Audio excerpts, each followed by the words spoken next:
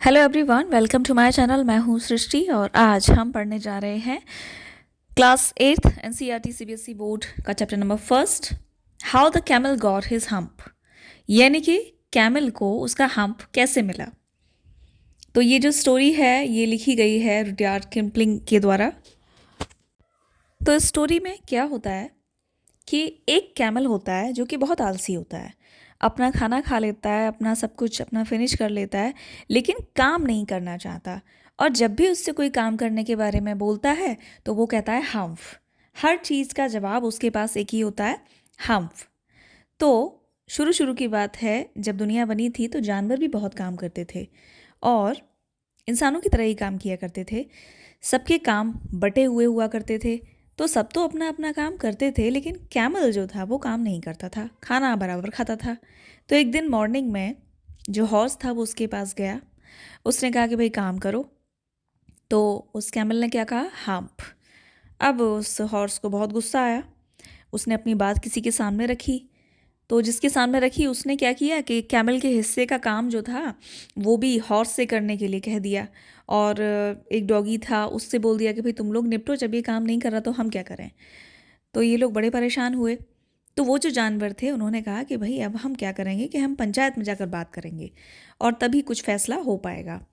तो उस फिर क्या हुआ कि वो जो हॉर्स था और जो वो कुत्ता था और जो बैल था, तीनों के तीनों जानवर जो थे वो गए पंचायत के पास। बड़ा गुस्सा आया तीनों को। उन्होंने कहा कि भाई हमें फैसला सुनाइए, हम बड़े परेशान हैं, हमारे ऊपर बहुत काम पड़ रहा है और कैमल अपना काम करना नहीं चाहता। तो पंचायत में एक आया जिन। अब जिन जो था उसने पूरी बात को बहुत ध्यान से सुना और उन जानवरों ने उसे बताया कि कैमल जो है वो हर समय बस एक ही बात बोलता है, हम्फ, और काम नहीं करता और ना कोई बात करता है ठीक से। तो जिन ने उससे वादा किया, मतलब प्रॉमिस किया कि चलो अब मैं ठीक कर दूंगा इस कैमल के तो दिमाग को मैं सही करूंगा अब। तो जिन ने रेगिस्तान में जहाँ पर वो ऊँट था वहाँ पर वो पानी में खुद को देख रहा था। तो उसने ऊँट से काम करने के लिए कहा, लेकिन उसने कैमल ने क्या बोला, हम्फ, क्योंकि वो तो हर बात का यही जवाब देता था। थोड़ी देर में जो उसकी बहुत ही खूबसूरत सी बैग थी वो उतनी खूबसूरत रह नहीं गई, उस पर एक हम्फ उगाया, मतलब एक कुबड़ उगाया उसके ऊपर और बड़ा अटपटा सा वो दिखने लगा। और ऊँट जो था उसे अपनी खूबसूरती पे बहुत गर्व था, लेकिन अब वो बड़ा बेकार सा लगने लगा, बदसूरत सा लगने लगा। तो जिन ने उस कैमल को समझाया कि भाई तुम जो बोलते रहते हो पूरे टाइम, तुम्हें मैंने वो दे दिया, ये तुम्हारा कुबड़ है, अब इसकी जिम्मेदार भी तुम ही हो, क्योंकि तुमने कोई काम नहीं किया और काम करने के बारे में जब तुमसे बात की जाती थी तब भी तुम बोलते थे हम्फ।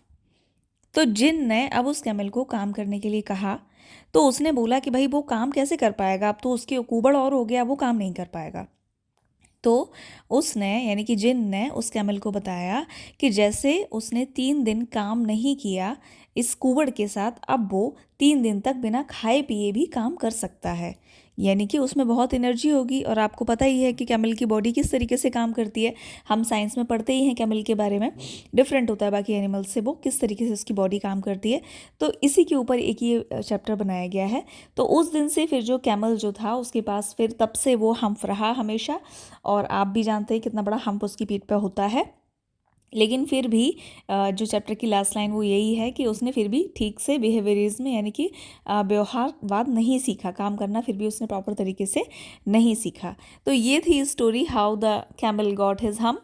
तो मैं उम्मीद करती हूँ कि आपको समझ में आई होगी। और मैं बताना चाहूँगी, इससे पहले मैंने 6th 7th 8th तीनों क्लासेस के यानी कि 8th की जो फर्स्ट बुक है और 6th और 7th की जो 4 बुक्स हैं सबका मैंने अपलोड किया हुआ है सिलेबस, तो आप पढ़ सकते हैं। और please subscribe my channel and share my channel. Thank you so much.